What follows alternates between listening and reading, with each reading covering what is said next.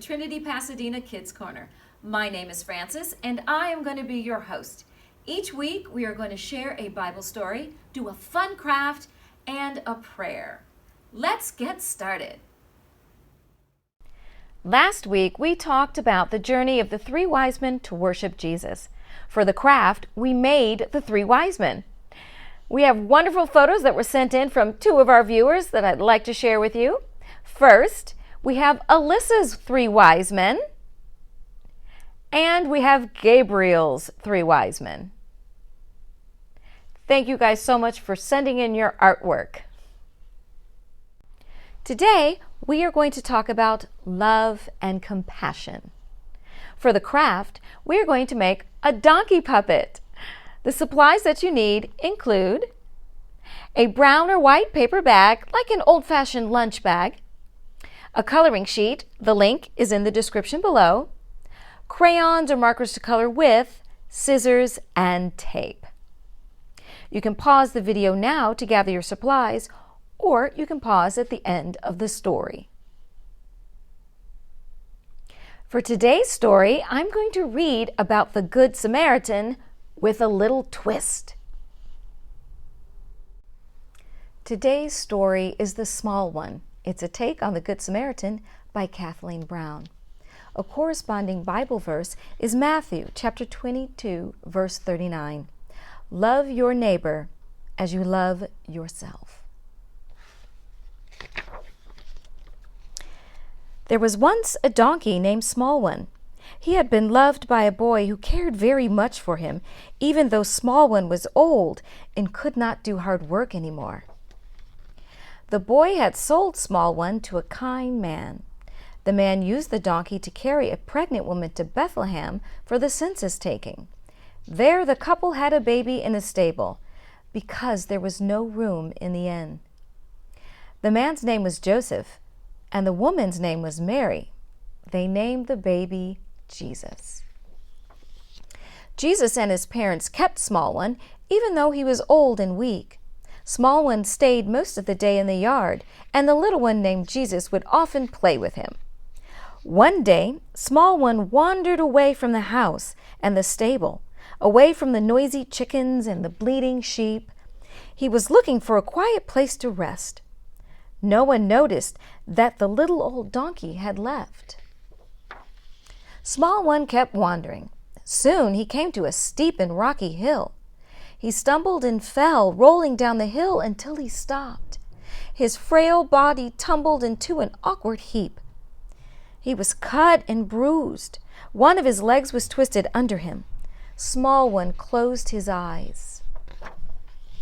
The boy was walking on the road from Jerusalem to Jericho. He was older now. He was going to sell some valuables for his father and was carrying them inside his robes.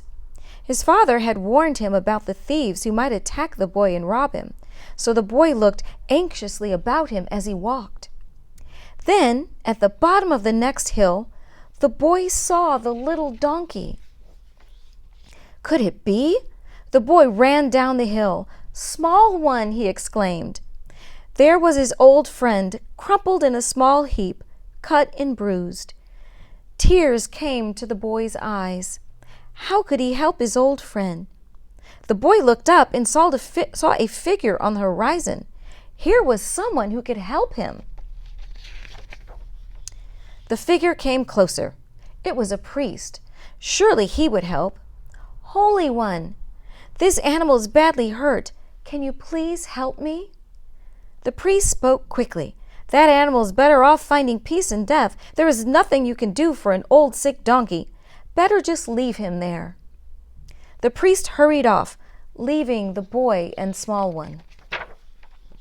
The boy could not leave Small One. He could not let him die by the side of the road all by himself. He hoped that someone would help him move the old donkey to a place where he could get better.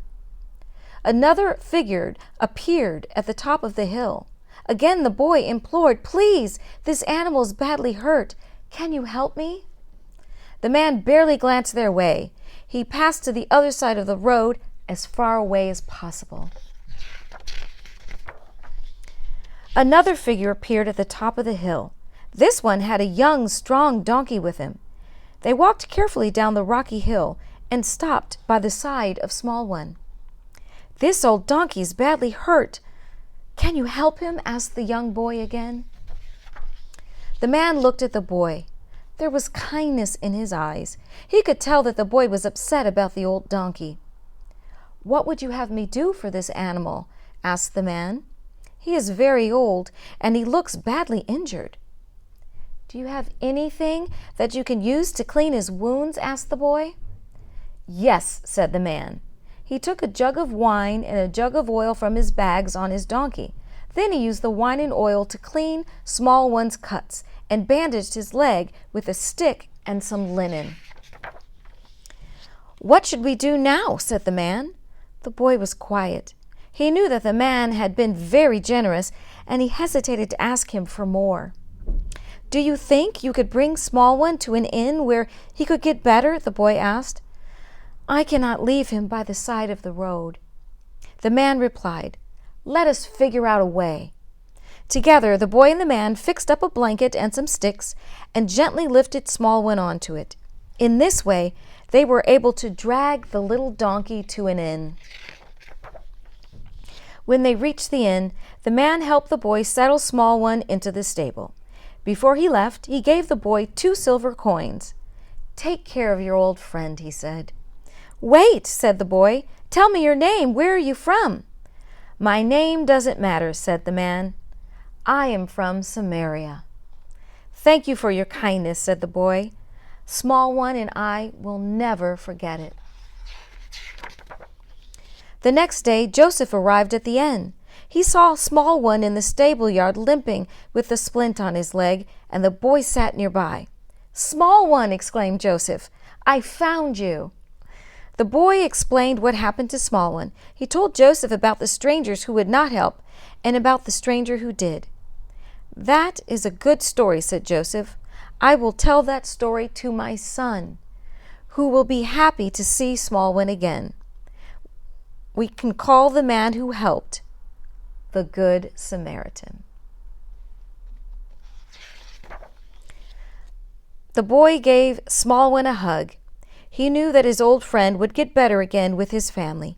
He climbed high atop a wall of the inn to wave goodbye to Small One once again as he hobbled off with Joseph to his home. I hope you enjoyed that heartfelt story about love and compassion, our twist on the Good Samaritan. Now it is craft time. You can pause the video to gather your supplies if you haven't already done so.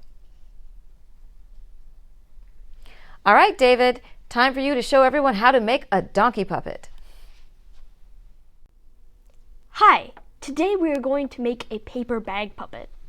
You will need a paper bag, the donkey coloring sheet, crayons or markers, tape, and scissors. First, color the donkey head and mouth.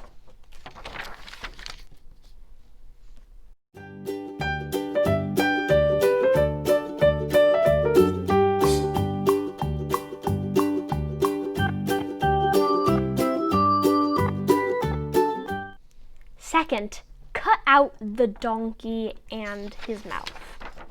So this one and this one.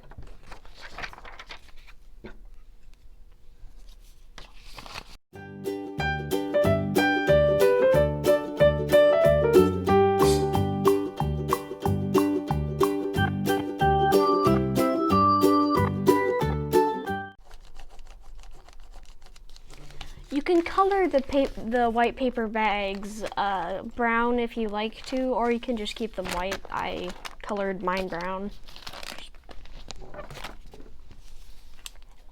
Third, lift the flap on the bottom of the paper bag.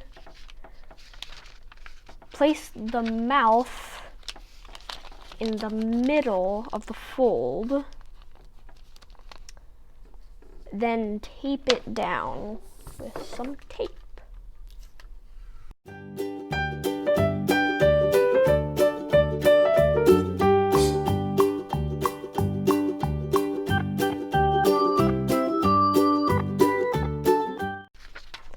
place the head on the top of the fold.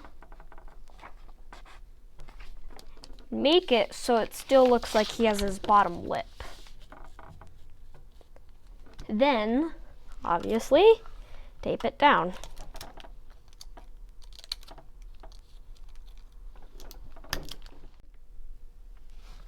This is my finished puppet. You just put your hand in the fold so you can control his mouth.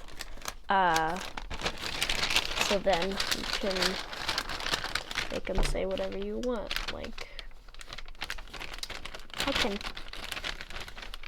I can talk.